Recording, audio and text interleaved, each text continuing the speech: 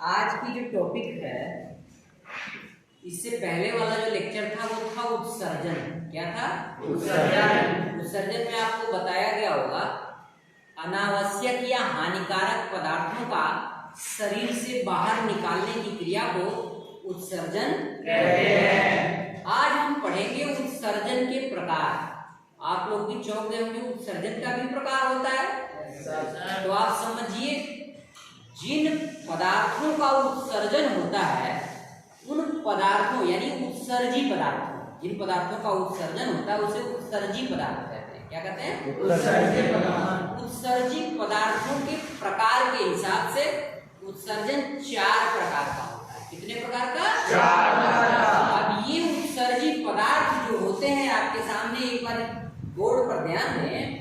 उत्सर्जी पदार्थ हो गया एमिनो अम्ल, अमोनिया, यूरिया और यूरिक अम्ल। फिर से ध्यान दें, 4 प्रकार के उत्सर्जी पदार्थ।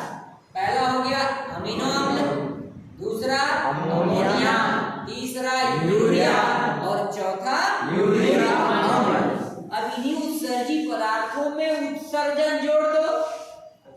जैसे अमीनो अम्ल है, ठीक है, अब इसमें उत्सर्जन जोड़ दो, क्या हो जाएगा? अमीनो अम्ल उत्सर्जन। ये पहले टाइप का उत्सर्जन हो गया। याद रखो, अमीनो अम्ल उत्सर्जन। इंग्लिश में इसे अमीनो टेलिज्म कहते हैं। इंग्लिश में इसे अमीनो टेलिज्म कहते हैं। ये हो गया आपका अमीनो अम्ल उत्सर्जन।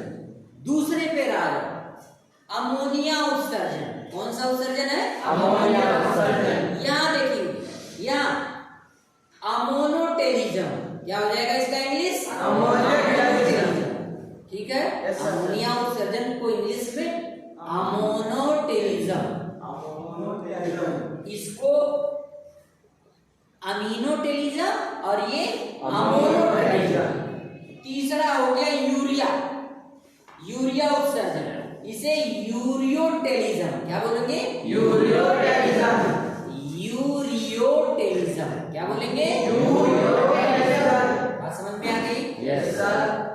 अमीनो अम्ल वाले को अमीनोटेलिज्म, अमोनिया को अमोनोटेलिज्म, यूरिया को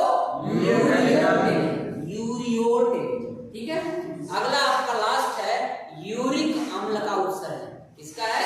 यूरिक अम्ल। यूरिक अम्ल उत्सर्जन चौथे टाइप का उत्सर्जन। इसको इंग्लिश में कहेंगे, जहां यूरियो था ना, अब यहाँ पे सीओ जोड़ दो, यूरिको। क्या हो जाएगा?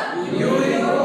यूरिक अम्ल वाले का इंग्लिश में नाम हो जाएगा यूरिकोटेलिज्म। क्या हो जाएगा? यूरिकोटेलिज्म। इस तरह से आप सबके सामने उत्सर्जन के 4 प्रकार, चारों जो उत्सर्जी पदार्थ है उन्हीं के नाम पर, उन्हीं के प्रकार के आधार पर 4 प्रकार का उत्सर्जन। एक बार पुनः दोहरा लें, 1 मिनट में सारा सेंटेंस, पूरा सारांश।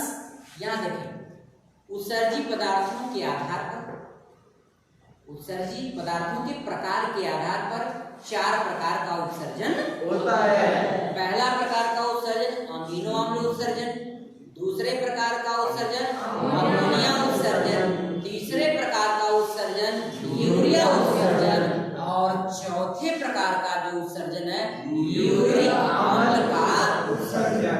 तो ये 4 प्रकार के उत्सर्जन आपने देख लिया। अब हर प्रकार का हम एग्जाम्पल बता दें कि किनमें ये उत्सर्जन पाए जाते हैं। पहले फर्स्ट टाइप का जो आपका अमीनो अम्ल का उत्सर्जन है, इसका एग्जाम्पल हमने लिख रखा है, देखो यहाँ पे, सीपी घोघा, सीपी घोघा और इकाइनोडर्मेटा संघ के सभी प्राणियों में ये अमीनो अम्ल का उत्सर्जन पाया जाता है। दूसरा है आपका अमोनिया का उत्सर्जन। किसका है?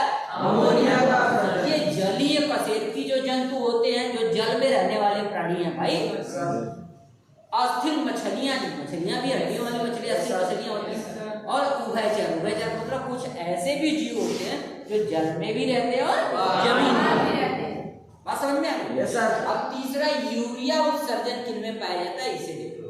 यूरिया का उत्सर्जन स्तनधारी, जितने भी स्तनधारी हैं, मैमल्स हैं, उसमें, मनुष्य में, मतलब हम सब में भी भाई, मेंढक में। एक प्रश्न उठेगा कि मेंढक तो उभयचर है, उभयचर वाले में तो यो आ रहा है, लेकिन जब मेंढक जल में होता है, समझो, जब मेंढक जल में होता है तो अमोनिया का उत्सर्जन करता है, और जब ये स्थल पे होता है, बाहर होता है, तब ये यूरिया का उत्सर्जन करता है।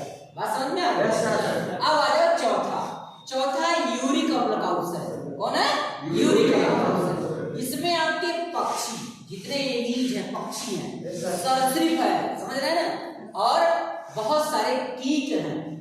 ये चौथा यूरिक अम्ल का उत्सर्जन का उदाहरण पक्षी, सरीसृप और बहुत सारे कीटों में ये पाया जाता है। तो इस तरीके से आपने देखा, हमने उत्सर्जित पदार्थों के आधार पर आपको 4 प्रकार का उत्सर्जन बताया, और किनमें ये उत्सर्जन होता है ये भी बताया। ठीक है ना? इसे याद रखेंगे, बहुत ही इंपॉर्टेंट है ये आपके नॉलेज के दृष्टिकोण से भी और पेपर के दृष्टिकोण से। ठीक है, तो आज के लिए बस इतना ही, बाकी नेक्स्ट